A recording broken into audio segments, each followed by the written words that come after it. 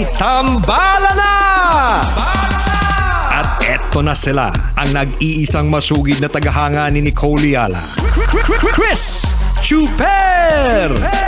Kasama ang nag-iisang diehard fan ni Chris Chuper, Nicole Yala!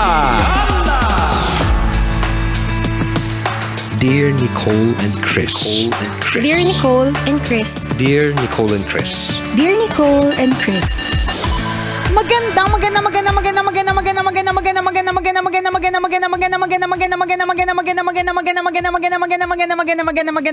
tanghali, mga tambalanisa, mga kabisya, mga kabasic. Hi, partner! Hi, partner! Hi, mga kabisyo! Hindi ka nagugulat? Hindi. Ay, hindi ka nagugulat. Ano ba yan? Hindi naman ako nag-effort pa naman ako kahapon. Hindi naman ako nagugulat sa yung mga marka-marka mo sa mukha mo. Hindi naman nakakagulat yan eh. Matagal na yung nandyan. Lumaki lang sila ngayon. Di ba? Nakakagulat doon. Ano ba naman? Sayang naman yung effort ko. Hindi. Tsaka alam mo, partner, dapat ganyan tayo. Kapag halimbawa meron tayong isang kasama sa opisina o kaya dating kaklase, dating kabatchmate o kaya kasama sa church o kung ano mang organisasyon, tapos bigla kayo nagkita. Tapos kunyari, meron siya pinagawa sa mukha niya. Huwag ka rin para masyado, wow, may pinagawa sa mukha mo. Paano uli yun? Wow! Yung kaibigan mo pag nagkikwento, grabe yung aksyon. Wow! Isang salita pa lang yun ha. Paano ulit? Wow!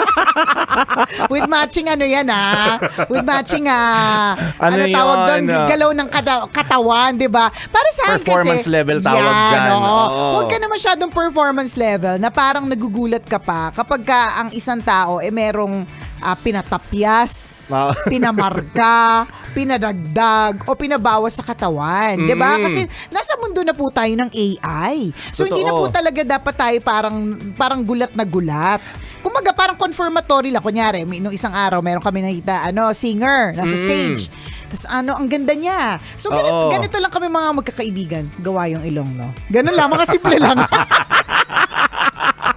Pero pag talikod, wow! Hindi na yung parang, ganun na wow! Hindi, kami, parang, grabe! Gawang-gawa yung ilong. 80s yan na reaksyon, di ba? Yung parang, grabe. Alam mo ba, gawa yung ilong niya, di ba? Hindi eh. Pagka gano'n, ganito lang kaming magkakaibigan. Gawa yung ilong, no? Oo, gawa. Ang ganda, no? Di ba? Gano'n na siya. Hindi na yung parang, wow! Nagpalaki ng dibdib. Wow! Di ba? Pero hindi, design to para para mag-disguise ako. Kasi nagtatago ako sa mga pinagkakautangan mo. Okay na ba to? Hindi na ba nila ako makikilala? Hindi kilala ko. Ano ba yan? Sayang talaga yung effort ko. Yung magdi-disguise ka, tapos parang dinumihan mo lang yung mukha mo.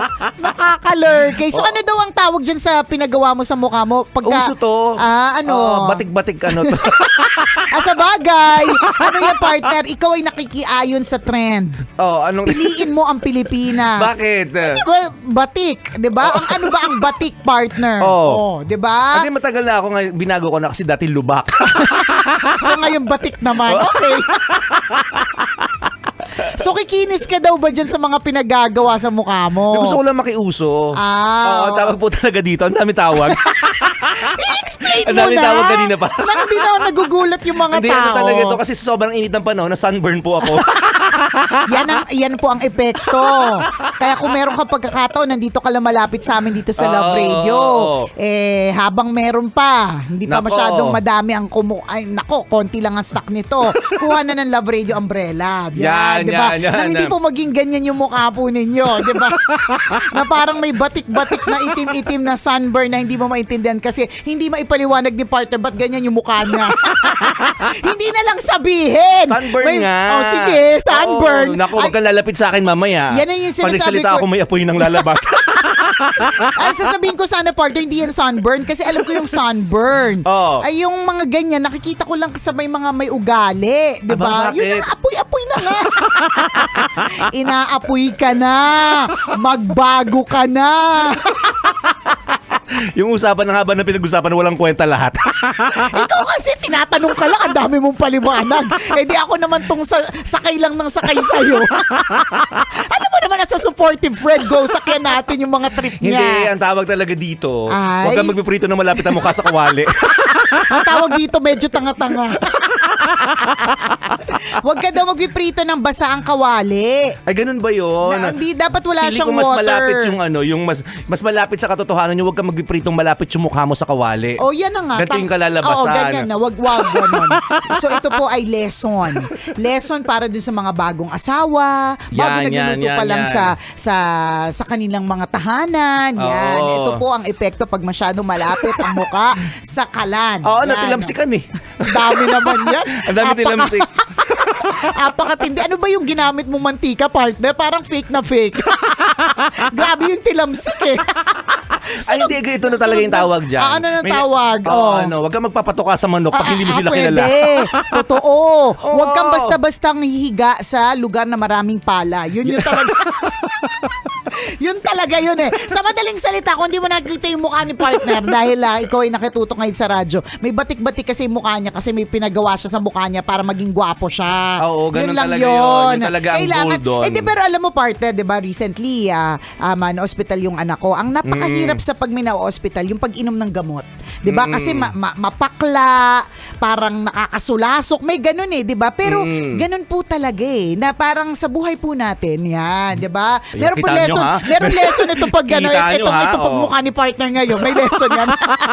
May reflection tayo May makukuha. reflection, May oo. value dito. Hindi lang puro kabalbalan yung mga usapan ngayong tanghaling ito, di ba? Hindi, pero totoo na minsan na kailangan po nating dumaan sa mga matitinding mga pait sa buhay. Di ba? In order for us na maka-move forward at mas gumanda yung ating buhay. Di ba? May mga ganon. Tulad ng bago ka gumaling, di ba? Ikaw, lahat naman tayo na-experience natin magkasakit kahit hindi not necessarily na confined sa ospital, no? Lahat tayo umiinom ng gamot, 'di ba? Oo Wala naman. pa akong kakilalang umiinom ng gamot na parang talagang excited Parang, siya. sarap. Gusto ko pa isang kutsara pa nga dyan. Please Gawin- naman, oh. Bakit 5 ml lang? Sana Bitin ako, gawin mo ng isang plato yung tableta.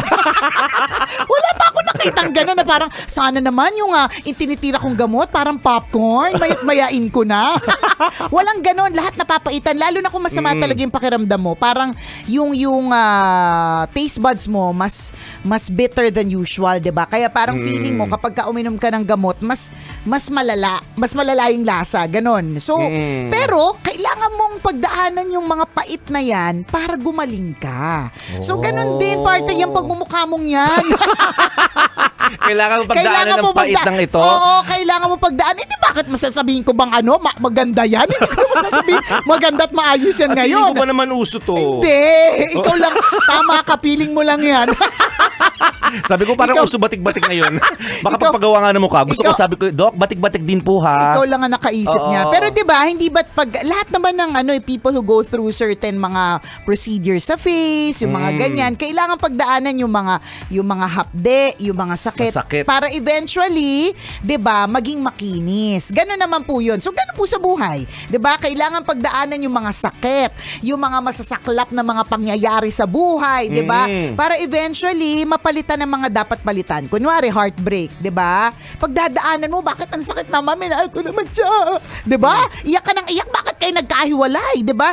Kailangan mo pagdaanan yung ganun para eventually ma-meet mo kung sino talaga yung the one. Correct. Na mas bongga pa at mas matindi pa. Di ba lagi nga Diba? sinasabi ng tambalan, tingnan yung mga kaibigan ha, yung mga resource speaker sa isang gathering, for example, graduation, hindi ba't ang kinukuha nila ay yung mga taong May pinagdaanan. malaki ang pinagdaanan sa buhay. Hindi man nila alam kaagad yung takbo ng buhay, pero alam mo na kapag nagsalita yung tao na yon, ang daming hindi magagandang naging karanasan. Totoo. Diba kung paano na-achieve yung kinatatayuan niya ngayon, bakit siya successful, ay dahil sa mga hindi magagandang past niya. Correct. O hindi magagandang karanasan, at masarap pakinggan yung ganong klase ng story. So in this case, masarap po.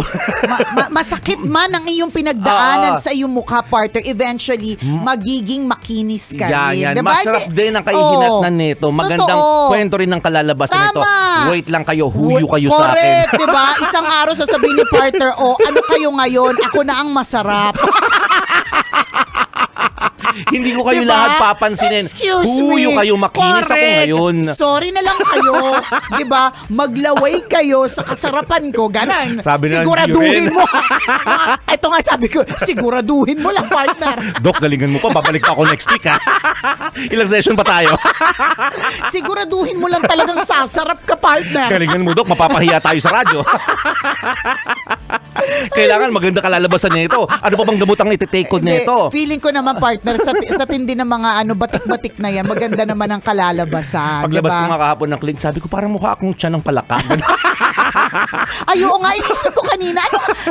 Parang familiar sa akin yung mukha na yan. Yung pala, oo nga, mukha siya ng palaka. Sabi naman, Dok, hindi, leopard ka ngayon. O basta whatever it is, hindi ikaw yan. 'Di ba? Pero kapag ka sobrang kinis ka na din, partner, hindi na rin ikaw yun. Ay, ganun. Ayoko na, ibalik mo. Ibalik mo kay Hindi Doc. daw, hindi na pwedeng i-undo. Ay, sayang. Dun sa lahat ng mga kabisya natin na ganyan ang eksena, parang nag-iisip, meron ba, ano kaya pa, ngayon na kaya, 'di ba? Is this the right time, 'di ba? Na ipagawa ko na yung mga dapat kong ipagawa. Ano't ano pa man 'yan, kabisyo, gawin mo na. Totoo yun. Wala namang lagi namang kahit ano namang opinion ang pakinggan mo tungkol sa ibang tao. Eventually, ikaw din naman magde-decide niyan, 'di Ako ba? naniniwala ako basta anything that is favorable to your body, Yes. to yourself, Yun. 'di ba? To your mind, to your emotions, magandang investment 'yun. Push mo Wag mo pong wag niyo pong pipigilan 'yon. If that Correct. will make you happy, operation, 'di ba? Kung ano man na gusto niyo gawin na sa katawan niyo, sa kaluluwa ninyo, 'di ba? Sa tingin niyo ay makapagpapasaya, basta tama lang. Basta tama, do it. correct. Hindi yung sumaya ka pero ang daming ibang taong nasaktan. Yes, o kaya may mga yes. inapakan ka ibang tao, hindi ganon, di ba? Totoo yun. Gawin mo lang. Maiksi lang yung buhay eh. Totoo yun. Investment yun sa sarili eh. True. Feeling mo mag-glow up ka dyan, gawin mo na. Feeling mo sasaya ka dyan, di ba? Feeling mo magkakaroon ka ng mawawala yung anxiety mo. Yan. Ma-maintain yung mental health mo, gawin mo na. Correct. Di ba? Tulong mo na yun sa sarili mo. Tama. At isa ito At actually, partner, tulong rin mo rin yun sa kapwa mo eh. Hindi totoo. Grabe ka. Hindi. Bakit? Kasi kapag ka ikaw, you feel good about yourself, o kaya you feel confident, you feel good, gumagaan yung aura mo eh. Nagiging masaya okay, kang okay. kasama. Kapag ka halimbawa, you don't Akala ko feel pag good. nakita yung dati kong mukha, Hindi. hindi nakakatulong sa iba. Wala naman akong sinabing ganun. At least sa'yo na nang galing. At least Bakit na-hurt kung agad ako? kung merong may masama dito, hindi ako yun kasi at least ikaw na ang nagkusa. Hindi yung sinasabi mo, partner, kanina na parang do what you think will be good for you. Yes, Diba? yes. What will help you, what will make you improve, diba? What will make you feel good, gawin mo yun.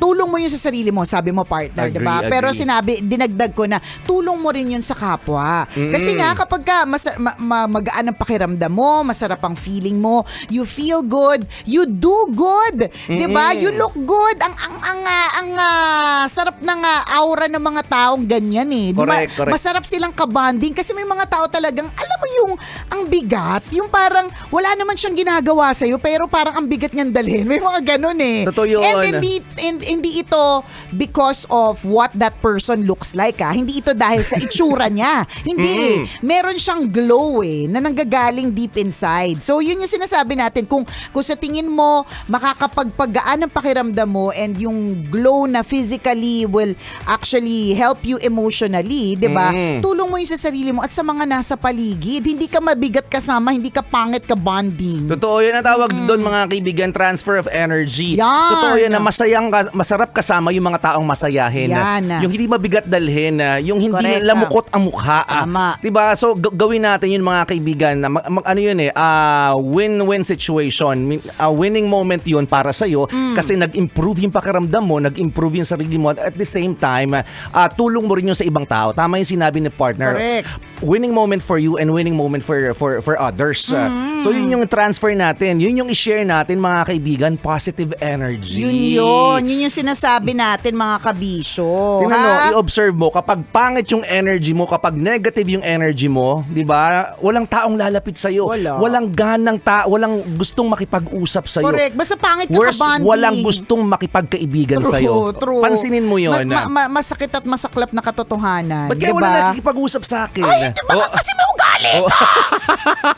Ba't kaya lumabas silang lahat? Bakit kaya hindi ako in-invite? Yan. May ugali ka pagka gano'n. Diba? So, kailangan na maging positibo tayo. Tulong po natin sa sarili natin yon, and at the same time, tulong po natin sa ibang tao. Correct. Ganun yun. Let's share positive energy. Ngayong araw na ito, Yes. dapat happy lang po tayo. Tsaka uulitin lang po natin, maiksi lang ang buhay. Correct. Diba? So maiksi lang ang buhay, maiksi lang ang stay natin sa mundong ito, diba?